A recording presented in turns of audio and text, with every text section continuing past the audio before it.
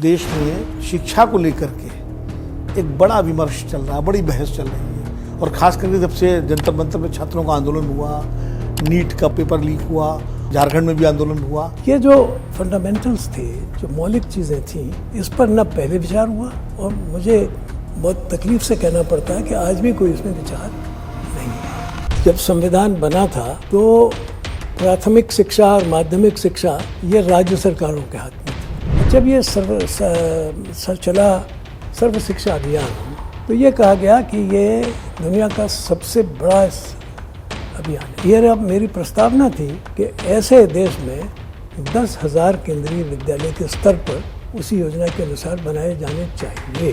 तो जैसा हमने जो संविधान में संशोधन किया, वो संशोधन भी किया जाना चाहिए कि हर व्यक्ति अपने पड़ोस के स्कूल में ही पढ़ेगा। वो चाहे धनाढ्य का व्यक्ति हो, चाहे IAS का अफसर का दफ्तर हो, किसी का भी व्यक्ति हो, गरीब हो तो अमीर हो तो, जब तक देश में ऐसी शिक्षा नहीं होगी और शिक्षा जब तक निःशुल्क नहीं होगी इस स्तर तक, इस देश में हम शिक्षा के मामले में बहुत पीछे रहेंगे। आम बजट है, उसमें जो शिक्षा पर होने वाला खर्च है, बजट है, वो बहुत कम।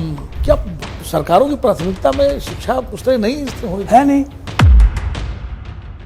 शिक्षा, प्राथमिक शिक्षा, चिकित्सा, इसमें बजट घटता जा रहा है।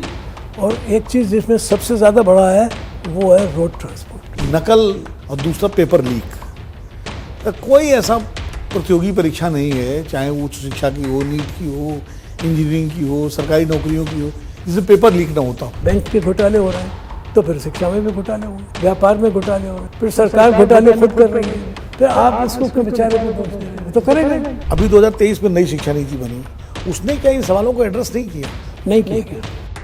अब आपने उसमें बहुत ऊंचे उद्देश्य रख दिए, विकसित भारत का नक्शा रख दिया, वहाँ जाना है, बहुत अच्छी बात, मगर ये इसमें विकास का मतलब क्या है? समस्या पेपर लीक और इसकी आ रही है, इसके पीछे ये भी कारण है कि कई संस्थान इस कोशिश में रहते हैं कि चूंकि इनके पास सब कुछ नहीं है तो पेपर माफिया वहाँ एक्टिव हो जाते हैं। मैं समझता हूँ ये अनभिज्ञता की बात है।